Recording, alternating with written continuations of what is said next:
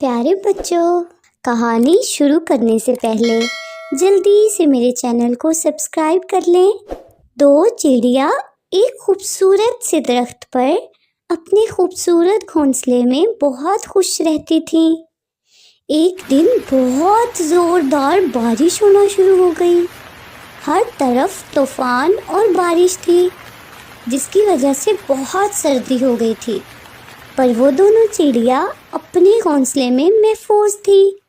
درختوں کے پتوں کی وجہ سے وہ بارش سے بھی محفوظ تھی۔ اچانک کہیں سے وہاں ایک بندر آیا، جو کہ پوری طرح بارش میں بھیگا ہوا تھا۔ بندر بھی سردی کی وجہ سے کانپ رہا تھا۔ اوپر بیٹھی دونوں چڑیا بندر کو دیکھ رہی تھی۔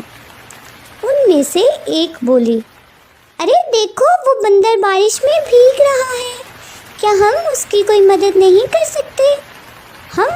ہم کیسے اس کی مدد کر سکتے ہیں؟ وہ تو ہم سے بہت بڑا ہے۔ ضروری نہیں ہم اس کی مدد کریں، ہم اسے کوئی اچھا مشورہ بھی تو دے سکتے ہیں۔ مشورہ؟ کیسا مشورہ؟ وہ تو بہت غصے میں لگ رہا ہے، اور وہ ہمارا مشورہ قبول کرے گا؟ ہم اپنا فرض ادا کرتے ہیں، ماننا نہ ماننا اس کی مرضی ہے۔ دیکھ لو، یہ نہ ہو کہ ہم مصیبت میں پڑ جائیں۔ نہیں، کچھ نہیں ہوتا۔ سنو میرے دوست بندر، میں تم سے ایک بات کہوں، اگر تم غصہ نہ کرو تو۔ ہاں بولو جلدی سے، پہلے ہی میں بہت مشکل میں ہوں۔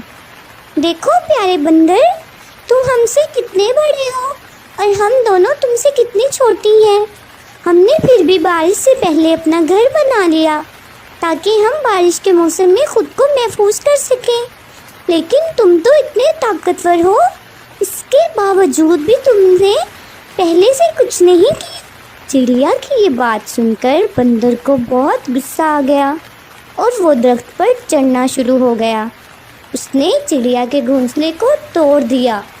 بیچاری دونوں چڑیا دکھی ہو گئی اور وہاں سے بارش میں بھیگتی ہوئی چلی گئی۔ تو پیارے بچوں، اس کہانی کا مورل یہ ہے، کسی کو بھی صلاح دینے سے پہلے یہ سوچیں کہ اس کو مشورہ دینے سے اپنے آپ کو تو نقصان نہیں ہوگا۔